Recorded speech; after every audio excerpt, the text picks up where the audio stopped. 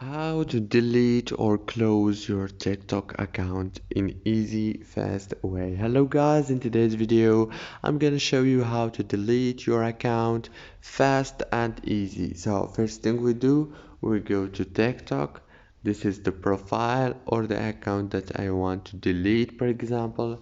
Now go to the top corner right here, click on those three lines and then choose settings, and after that you have to go to manage account, the first option, and now you will have the option of delete account right here and down below. Click on it like this and then tell them why you are leaving TikTok and choose which reason that you have.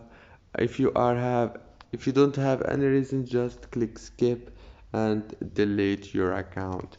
That's it for today's video. Don't forget to like and subscribe.